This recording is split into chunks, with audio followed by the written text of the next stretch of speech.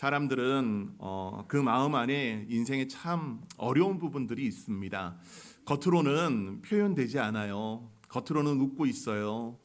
말을 할 때는 정말 인생이 아름다운 것처럼 말합니다. 근데 그 삶을 조금만 확대해서 보게 되면은 우리 안에는 참 많은 아픔들을 가지고 있습니다. 문제들을 가지고 있어요.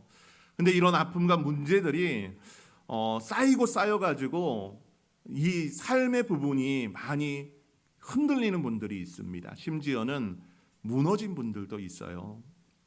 목사님, 제가 인생을 왜 이렇게 살았는지 모르겠어요. 그렇게 말하는 성도도 있고요.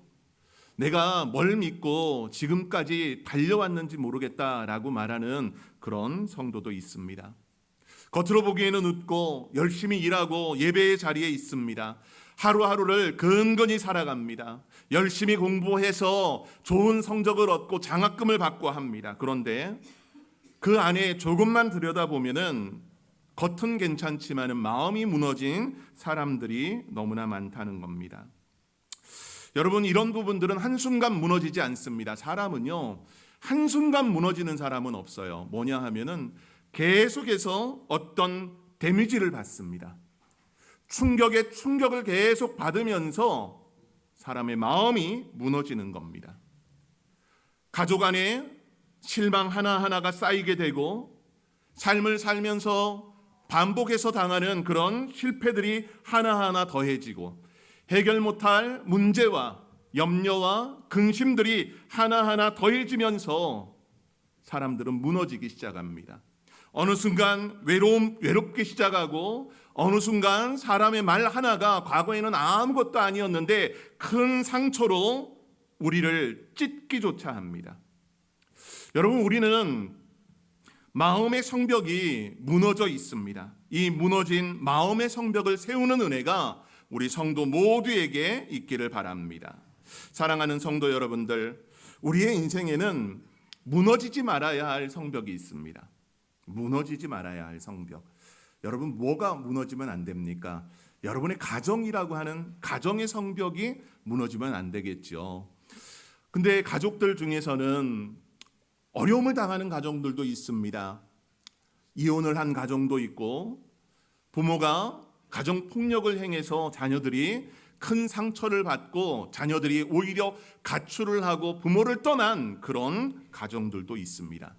가정의 성벽뿐만이 아닙니다. 여러분, 경제의 성벽 어떻습니까? 여러분들의 지금 경제적인 상황들, 전쟁을 통해서 계속되는 여러 전쟁들을 통해서 경제적인 상황은 매우 어렵습니다.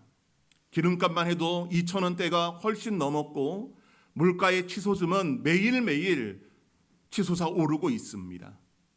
여러분들의 생업의 장은 안녕합니까? 여러분들의 사업장, 여러분들의 직장, 이런 모든 부분들이 위태한 모습이 우리의 모습이기도 합니다. 여러분들의 신용은 어떻습니까? 신뢰, 신용, 이런 부분들 혹시 깨지진 않았나요? 은행에서 대출을 못할 정도로의 그런 신용도를 가지고 있는 성도도 있을 것이고요. 누구에게 돈을 빌리기 원하지만은 신뢰받지 못해서 돈을 빌리지도 못하는 그런 성도들도 있을 것입니다. 신앙의 자리에 있지만 이런 무너지지 말아야 할 것들이 무너져버린 것이 우리의 모습입니다. 오늘 이 무너진 예루살렘 성벽을 재건하는 느헤미야서의 이 내용들은 성벽을 재건하는 그 일의 역사를 우리의 일상, 우리의 삶과 이렇게 포개서 말씀을 볼 수 있습니다. 그 말씀을 보면서 우리가 이런 마음을 갖기를 원합니다. 무너진 성벽 앞에 이제 끝난 것이 아니고 포기하면 안 되고 다시 세워나가야 된다는 것, 우리는 그걸 기억하면서 여러분의 삶을 다시 세워가는 은혜가 우리 온 성도 여러분들에게 있기를 바랍니다. 여러분, 우리의 삶의 무너진 자리, 그것을 세우려면은 우리는 무엇을 해야 될까요? 오늘 말씀을 보면서 이 소망을 하나님 앞에 두기를 원합니다. 오늘 말씀의 제목처럼 하나님은 오늘도 무너진 삶을 세우신다. 이 말씀이 여러분들이 오늘 설교를 듣고 삶의 자리로 나갈 때 가슴에 정말 잘 새겨져서 말씀을 붙들고 사는 은혜가 온 성도 여러분들에게 있기를 바랍니다. 자, 그러면 말씀으로 들어가 보겠습니다. 여러분, 오늘 우리가 읽은 2장 17절서부터 20절의 내용은 느헤미야서의 이 중요한 부분들을 담고 있습니다. 느헤미야가 유다에 이제 되돌아와서 예루살렘을 이렇게 시찰한 이후에 백성들 앞에서 하는 말입니다. 느헤미야를 좀 우리가 봐야 되는데요. 성경 느헤미야서 1장 1절서부터의 그 내용을 보게 되면은 느헤미야는 어떤 사람인지를 알 수 있습니다. 본문 1절 말씀에 아닥사스 왕 제20년 기스르월에 내가 수산궁에 있는데 라고 말하고 있어요. 수산궁은 지금의 이란입니다. 이란 땅에 있는 이 수산이라고 하는 곳이 있어요. 지금은 이 유적만 조금 남아 있을 뿐인데 이 수산은 그 당시 페르시아의 가장 강력한 이 성 중에 하나였습니다. 이곳에 아닥사스 왕이나 또 아하수에로 왕이 이곳에 이제 거처를 하게 되는데 그 당시에 느헤미야 같은 경우는 본문인 1장 11절 후반을 보면 그때에 내가 왕의 술관원이 되었느니라 라고 말하고 있어요. 느헤미야의 직업적인 부분은 왕의 술을 맡은 관원이었다는 겁니다. 이것은 그저 술을 따라주는 시종이라는 말도 되지만 그만큼 아닥사스 왕이 신뢰하고 있었던 사람이라는 것을 보여줍니다. 그 당시 페르시아 바사 왕국 같은 경우는 능력 있는 사람이라고 하면은 민족을 가리지 않았습니다. 종족을 가리지 않고 유다인이라고 해도 그를 받아들여서 이렇게 왕을 섬기는데 쓰임을 받는 자들로 세웠습니다. 술을 맡은 관원이라는 것은 아무나 할 수 있는 것이 아닙니다. 그것은 시간이 지나야 됩니다. 어떤 시간이냐 하면 왕이 그만큼 신뢰할 수 있는 사람이 되었다는 것을 말합니다. 여러분, 이 당시 고대 사회에 가장 무서운 것이 뭐였냐 하면은 왕들의 독살의 부분이었어요. 왕을 독살하려면은 음식에 독을 타거나 술에 독을 타면 됩니다. 물에 독을 타도 되죠. 여러분, 이것을 먼저 시음을 하고 또 왕께 드리는 일을 했던 것이 바로 느헤미야라는 겁니다. 느헤미야는 세상적으로 봤을 때 그저 하나님 나라와 관계없이 그 수산 왕궁에서 아닥사스 왕의 인정을 받으면서 나중에 술 맡은 관원을 넘어 관원장까지 될 수 있는 위치의 사람입니다. 오늘날로 이야기한다면 대통령 비서, 여러 비서들이 있는데 비서를 지낼 뿐만이 아니라 비서실장도 될 수 있는 권력의 가장 중심에 설 수 있는 사람이었습니다. 근데 느헤미야는 어떤 마음을 가졌느냐? 여러분, 성경을 보게 되면은 하나님을 향한 마음을 갖는 게 얼마나 중요한지를 우리에게 잘 보여줘요. 여러분은 하나님을 향한 마음을 갖고 있습니까? 어떠세요? 한 주간 살면서 내가 하나님의 영광을 위해 뭘 하겠다, 하나님을 기억하고 하나님을 생각을 하며 살고 있습니까? 그런 성도들도 있지만요, 또 많은 성도들이 하나님과는 관계없이 내 삶을 내 뜻대로 살아가기도 합니다. 근데 느헤미야를 보게 되면은 이 1장 안에서 자기의 친척이었던 하나니가 유다에 갔다가 되돌아온 소식을 듣고 그를 만나서 예루살렘의 형편을 묻습니다. 근데 이 예루살렘이 환난을 당하고 능욕을 받아가지고 성문과 성이 다 허물어지고 불탔다라는 소식을 들어요. 그 말을 들었을 때 우리 중에는 이런 분들 계세요. 그게 나랑 뭔 상관인데? 여러분들의 집이, 아니 여러분들의 형제가 만일 큰 집에 불이 나가지고 집이 다 탔어요. 근데 형제들 중에서는 이런 마음을 갖는 형제들도 있어요. 좀 안 됐다, 불쌍하다, 내가 좀 도와줘야 되겠다라는 마음을 갖는 형제도 있지만요, 어떤 형제는 그래서 불났는데 어쩌라고, 이런 형제도 있습니다. 냉정하죠. 느헤미야도 그럴 수 있었어요. 근데 느헤미야는 이 예루살렘 성이 무너지고 예루살렘의 그런 문들이 다 불탔다는 소식을 듣고 보인 반응을 우리가 보게 됩니다.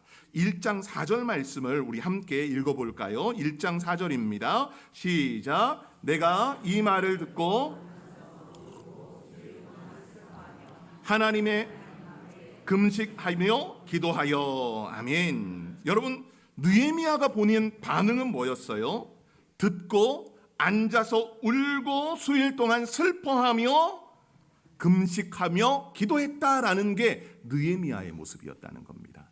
여러분, 느헤미야는 왕궁에 호의호식할 수 있는 그 자리에서 유다 민족을 무시하며 살 수 있었지만은 자기의 동족을 향한 그 마음, 하나님을 향한 마음을 갖고 있었음을 우리는 헤아리게 됩니다.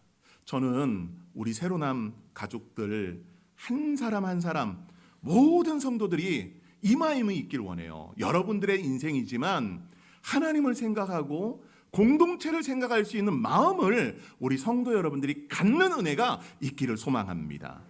자, 그러면 5월 23일 전교인 수련회 와야 되겠어요? 안 와야 되겠어요? 와야 됩니다. 꼭 와야 됩니다. 여러분, 오늘 느헤미야는 이런 마음을 가지고 어떤 일들을 벌이느냐. 본문을 보게 되면은 느헤미야가 금식하며 기도한 것, 처음 유다의 소식을 들은 것이 성경을 보면은 1장 1절 말씀에 아닥사스 왕 제20년 기스를 월이라고 기록을 하고 있어요. 근데 성경을 또 한 절 보게 되면은 2장 1절로 넘어가면은 아닥사스다 왕 제20년 니산 월에라고 하면서 시간이 어느 정도 흘렀음을 이야기합니다. 이거 개월수로 본다면 약 4개월 정도가 흐른 겁니다. 이때가 주전 기스를 아닥사스 왕 제20년 기스를 월이라는 것은 주전 445년을 이야기합니다. 주전 445년 11월쯤이에요. 그리고 2장 1절에 제20년 니산월이라는 것은 주전 444년 3월쯤을 이야기합니다. 시간상으로 4개월에서 5개월 정도의 시간이 흐른 겁니다. 우리는 4, 5개월이면 충분히 잊을 수 있었지만은 느헤미야는 그 마음을 가지고 왕께 나가게 됩니다. 왕 앞에 나가서 하는 말이 성전에 대한 회복의 모습이었어요. 그 회복의 모습을 이야기하면서 왕께 허락을 받고 유다로 가게 됩니다. 유다에 갔을 때 느헤미야가 가장 먼저 한 것은 무너진 현실을 외면하지 않았다는 거예요. 여러분, 우리는 어떤 어려움을 당했을 때 지도자의 카리스마 있는 지도자의 말 한마디로 마음이 모아집니다.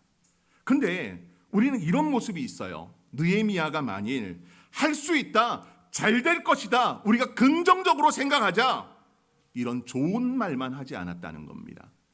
현실을 외면하지 않았어요.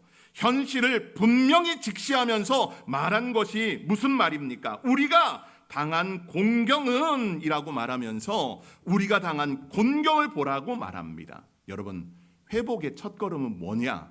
바로 현실을 제대로 볼 수 있어야 된다는 겁니다. 그리고 현실을 인정해 나가야 되는 거예요.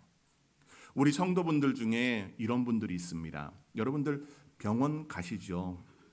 병원 가면은 만일 여러분들이 의사에게 어떤 진단을 받아야 되는데 검사를 해야 돼요. 엑스레이로 안 되니까 CT나 MRI를 찍자라고 하면은 CT 비용은 그래도 좀 부담을 할 수 있지만 MRI 한번 찍으려면은 수십만 원 드니까 너무 부담이 돼서 이거 혹시 선생님이 그저 이 촬영 한번 하고 나한테 돈 뜯으려고 그러는 거 아닐까라고 생각해가지고 괜찮아요, 그런 거 안 해도 돼요 라고 하지 않습니까? 여러분, 정확한 진단을 위해서는요, 의사를 믿어야 됩니다. 또 의사가 진단을 해주기 위해서 MRI를 찍자라고 했으면 찍어야 되는 거예요. 안 찍으면 안 돼요. 그런데 찍지 않고 그냥 돌아오는 경우, 괜찮을 거야, 나 아직 튼튼해, 건강해. 여러분, 그러다가 큰일 납니다. 오늘 아멘까지는 안 하셔도 돼요. 네, 오늘 이 장면은 현실을 직시하고 있다는 거예요. 외면하지 않아요. 여러분, 아이가 공부를 못해요. 괜찮아. 너 니네 학교에서 1등 할 수 있어. 야, 학원 안 다녀도 돼. 괜찮아. 하나님만 믿어. 믿음이 굉장히 좋은 것 같죠? 여러분, 아닙니다. 뭘 해야 됩니까? 학생은 공부도 하면서 믿음을 지켜나가야 돼요. 둘 중 하나만 해서는 안 된다는 겁니다. 여러분, 회복의 첫걸음은 하나님의 그 역사하시는 현장의 자리를 부정해서는 안 된다는 겁니다. 그리고 내 상처를 감춰서는 안 된다는 겁니다. 상처를 감추면 치료가 시작되지 않습니다. 무너짐을 인정하지 않으면 여러분이 바로 세워지지 못합니다. 오늘 예루살렘 성전의 무너짐은요, 그저 한 도시의 성의 무너짐을 이야기하는 게 아닙니다. 예루살렘 성의 회파, 무너짐은요, 성벽은 도시의 생명과도 같았던 때입니다. 성벽이 있어야 적의 침입을 막을 수 있고요, 성벽이 있어야 안전할 수 있습니다. 그 안전한 가운데서 경제가 돌아가고 정치가 이루어집니다. 성벽이 있어야 자신들의 그런 존재적인 부분들, 정체성을 가질 수 있는 겁니다. 성벽이 무너졌다는 것은 단순히 낡아졌다는 것이 아니라 공동체가 무너졌다는 것이고 저들의 자존감이 무너졌다는 것을 뜻합니다. 미래가 사라졌다는 것을 뜻합니다. 하나님의 백성의 자부심이 무너졌다는 것을 뜻하는 것이 예루살렘 성벽이 무너졌다는 겁니다. 느헤미야는 그걸 외면하지 않아요. 그저 성 자체가 아니라 무너진 부분을 인정하며 나아갑니다. 여러분, 인정하며 나갈 때 오늘 본문을 보게 되면은 느헤미야는 이걸 또 인정을 합니다. 본문인 18절 말씀을 보면은 또 그들에게 하나님의 선한 손이 나를 도우신 일과 백성이 내게 이른 말씀을 전하였는데 라고 하면서 말씀을 해요. 하나님은 무너진 삶에 다시 소망을 주심을 말씀합니다. 여러분, 느헤미야는 문제만 말하지 않습니다. 우리 가운데서도 이런 분들 계세요. 문제는 잘 찝어요. 정확하게 찝어. 근데 문제에 대한 해답은 내지 않아. 느헤미야는 그렇지 않았어요. 문제를 말합니다. 우리가 당한 이 공경을 분명히 이야기합니다. 무너진 현실을 말한 후에 곧바로 무엇을 말합니까? 느헤미야는 하나님의 손을 이야기해요. 느헤미야서의 핵심적인 주제 하나는 하나님의 손입니다. 여러분, 하나님의 손, 이건 뭘 의미할까요? 하나님의 손은요, 단순히 신체 부위를 이야기하는 게 아니고 하나님의 손이라고 성경에 기록될 때는 하나님의 힘, 하나님의 능력, 하나님의 통치, 하나님의 개입들을 이야기합니다. 하나님이 개입해 주셨다는 거예요. 그걸 어디서 말합니까? 2장 8절 말씀을 보면은 이렇게 기록하고 있어요. 또 왕의 삼림 감독 아삽에게 조서를 내리사 그가 성전에 속한 영문의 문과 성곽과 내가 들어갈 집을 위하여 들보로 쓸 제목을 내게 주게 하옵소서 하며 내 하나님의 선한 손이 나를 도우심으로 왕이 허락하고 라고 기록하고 있죠. 아닥사스 왕께 구했던 모든 것들을 얻습니다. 그런데 그걸 말한 사람은 누구예요? 느헤미야예요. 느헤미야가 내가 했다라고 할 수 있는데 그렇게 고백하지 않습니다. 뭐라고? 하나님의 손이 나를 도우셨다라고 말합니다. 하나님의 도우심이 나를 도우셨다. 하나님의 손길이 나에게 미쳐져서 나를 도우셨다라고 말합니다. 여러분, 이것은 느헤미야가 하나님의 개입을 인정하며 나아갑니다. 근데 이 개입은 그저 수산에서 아닥사스 왕께 고했을 때뿐만이 아니라 그 역사가 지금도 우리에게 미쳐져 있고 있음을 말씀합니다. 여기까지 온 것이 내 능력이 아니고 왕의 허락도 아니고 어떤 재정도 아니다. 누구의 보호도 아니고 하나님의 손길이다 라고 말합니다. 여러분, 느헤미야, 우리는 잘 봐야 됩니다. 절망의 자리에 놓여 있는 이스라엘 백성들, 이때는 예루살렘의 성전이 건축이 되어져 있었습니다. 스룹바벨 성전이 주전 516년에 건축이 됐거든요. 적어도 이 느헤미야가 이 귀환했을 때가 주전 444년이다 보니까 적어도 70년 정도의 세월 뒤입니다. 그런데 이 곳에 하나님의 성전이 세워져 있었지만은 이후다 공동체, 이스라엘 공동체는 하나님을 온전히 예배드리지 않습니다. 성전은 있지만 예배가 드려지지 않는 모습들, 온전함이 없는 것들. 물론 그 사이에 학사 에스라의 말씀의 선포가 있었지만은 여러분, 안타까운 시대를 느헤미야는 바라봅니다. 그 시대를 살던 유다 사람들, 그들은 많은 절망감에 놓여져 있었습니다. 절망은 전염됩니다. 한 사람이 절망적인 이야기를 하고 두 사람, 세 사람이 절망적인 이야기를 하면요, 그 전체가 절망적이게 됩니다. 과거에 EBS에서 하나의 실험을 했습니다. 서울 강남역 앞에 신호등이 있는데요. 이 신호등에는 수많은 사람들이 신호가 바뀌면 걷습니다. 그런데 그 신호가 바뀌었을 때 중간쯤 가서 한 명이 손가락을 딱 가리키면서 저기를 딱 보게끔 합니다. 한 사람이 하니까 거기에 가던 많은 사람들이 볼까요? 안 볼까요? 안 봅니다. 안 봐요. 한 사람이 처음에 이렇게 가렸을 때는 안 봐요. 그냥 그 사람만 쳐다보고 그냥 지나갑니다.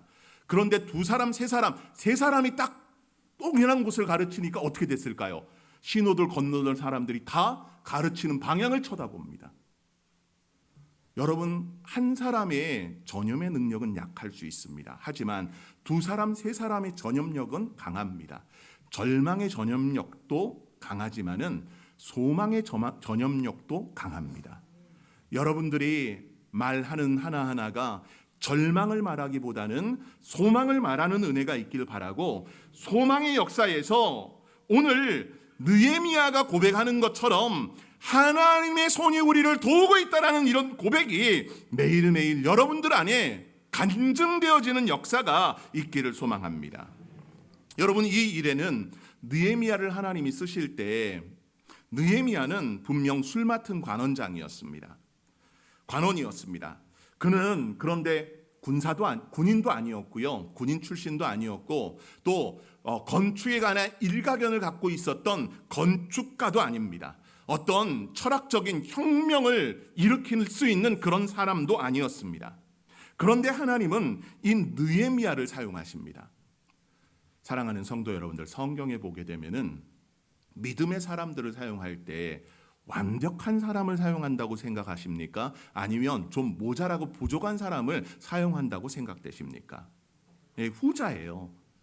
아브라함 같은 경우도 그랬고, 모세도 말이 둔했고, 기드온은 두려움이 많았고, 베드로는 실패한 사람이었습니다.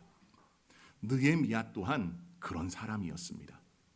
하나님을 인정하며 나가고 있는 것, 그 속에 하나님의 역사가 이루어지는 것, 그것은 하나님의 손길을 기억한 자를 통해 일하신다는 겁니다. 저는 여러분의 삶에 하나님의 손길이 직접적으로 터치되어지고 또 간접적으로 누군가를 통해서 일하고 있음을 믿습니다. 그 속에 하나님을 인정함이 우리 모두에게 필요합니다. 여러분, 그렇게 하나님의 도우심의 그 손길로 이 일들을 감당할 때 어떨까요? 우리는 아무 방해가 없어야 된다고 생각합니다. 이거 하나님이 하시는 일이니까 마치 대로가 열리듯, 시온의 대로가 열리듯 우리를 방해하는 방해물, 그런 것들이 다 사라져야 된다. 마치 여호수아가 처음 여호수아 1장에서 방해하는 그런 돌들이 놓여져 있는 것들을 다 치워주듯이 하나님이 그 모든 것들을 다 치워주셔서 나가야 된다라고 생각합니다. 여러분, 그런데 어떨까요? 하나님의 손길에 도우심을 이야기하고 있는 이 느헤미야와 유다의 백성들은 다 함께 성전을 이 성벽을 건축하자고 하면서 마음과 힘을 모읍니다. 그런데 이 일에 방해의 세력들이 등장합니다. 성경을 보니까 19절 말씀에 호론 사람 산발락과 종이었던 암몬 사람 도비야와 아라비아 사람 게셈이 이 말을 듣고 우리를 업신여기고 우리를 비웃어 이르되 너희가 하는 일이 무엇이냐, 너희가 왕을 배반하고자 하느냐 하기로라고 기록하고 있어요. 여러분, 하나님의 일에는요 방해가 없을까요? 오히려 아무 일도 안 하면 방해 안 합니다. 아무 일도 안 하면 방해 안 해요. 왜? 아무 일도 안 하니까. 그런데 하나님의 일을 하면 어때요? 세상은 우리를 여러 소리로 말합니다. 우리의 사역들을 방해하려고 합니다. 여러분, 이건 너무나 자연스러운 겁니다. 반대가 일어나는 것, 하나님의 일에 반대가 일어나는 것, 무너져 있을 때는 아무 관심 없습니다. 하지만 일어서려고 하면 저항합니다. 대적들은 조롱하며 느헤미야에게 말합니다. 왕을 배반하려 하느냐? 여러분, 이 말은 느헤미야서를 보게 되면은 틀린 말이에요.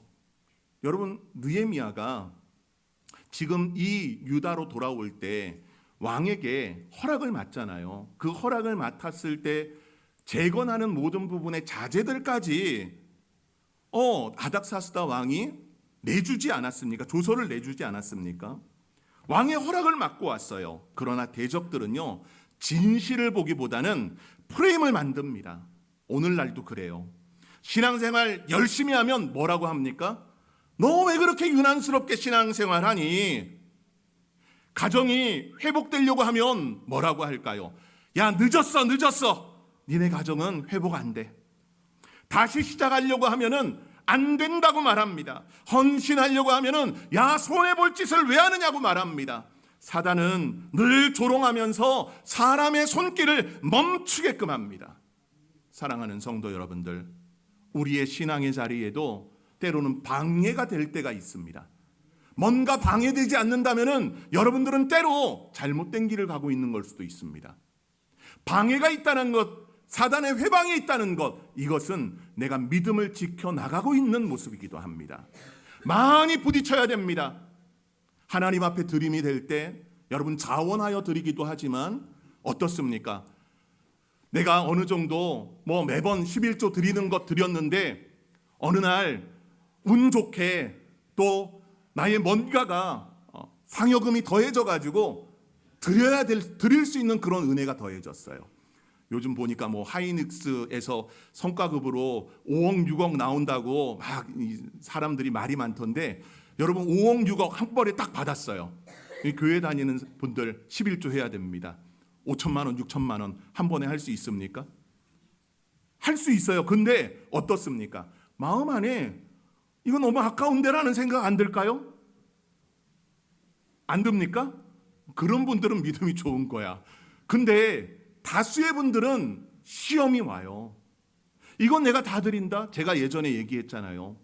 수백억 하는 건물 팔았는데 11조 안 하신 어떤 분의 이야기 기억나시죠? 여러분, 우리 모습이 다 그렇습니다. 오늘 본문을 보게 되면은 느헤미야의 이 사역에 방해하는 세력이 분명히 존재합니다. 그런데 느헤미야는 그들과 치열하게 싸우지 않습니다. 뭐라고 말합니까? 성경을 보면은 이렇게 말합니다. 20절. 내가 그들에게 대답하여 이르되 하늘의 하나님이 우리를 형통하게 하시리니 그들의 종들인 우리가 일어나 건축하려니와 오늘 너희에게는 예루살렘에서 아무 기업도 없고 권리도 없고 기억되는 바도 없다 하였느니라 말씀합니다. 느헤미야는 대적들과 길게 싸우지 않습니다. 그들에게 변명하지 않습니다. 논쟁으로 에너지를 허비하지도 않습니다. 그의 시선은 하나님께 둡니다. 하늘의 하나님이 우리를 형통하게 하신다. 세상적인 성공을 이야기하는 것 아닙니다. 돈을 많이 벌고 문제없는 삶을 이야기하는 게 아닙니다. 하나님의 뜻이 이루어지도록 하나님이 길을 여신다는 것을 느헤미야는 말씀합니다. 반대가 있어도 됩니다. 조롱이 있어도 됩니다. 문제가 있어도 됩니다. 하나님이 시작하시면 하나님이 이루시기 때문입니다. 여러분, 이것이 바로 믿음입니다. 믿음은 문제가 없는 상태가 아닙니다. 문제보다 크신 하나님을 바라보는 겁니다. 믿음은 눈물이 없는 상태가 아니라 눈물 속에서도 다시 일어나는 힘입니다. 믿음은 상처가 없는 사람이 아니라 상처 가운데서도 하나님을 다시금 붙드는 사람입니다. 사랑하는 성도 여러분들, 성경을 보십시오. 하나님은 늘 무너진 자리에 찾아오십니다. 성도 여러분들이 인생에서 무너진 자리에 있습니까? 성경에도 아브라함의 실패의 자리에 하나님이 찾아오셨고, 야곱이 깨진 자리에 찾아오셨으며, 다윗의 눈물의 자리에 찾아오셨습니다. 베드로의 무너진 자존심 앞에 하나님은 찾아오셨습니다. 하나님은 우리의 가장 깊은 폐허 한가운데로 찾아오셔서 예수님을 더해 주셨습니다. 예수님은 잘 세워진 사람에게 오신 것이 아닙니다. 괜찮은 사람에게 오신 것이 아닙니다. 죄로 무너지고 상처로 무너지고 두려움으로 무너지고 실패로 무너진 우리에게 오십니다. 여러분, 십자가가 무엇입니까? 무너진 인생을 향한 하나님이 직접 이 땅에 오신 사건입니다. 예수님은 우리의 죄 때문에 무너지셨고 우리를 살리기 위해 십자가에서 찢기셨습니다. 사흘 만에 다시 살아나셨습니다. 왜 부활하셨습니까?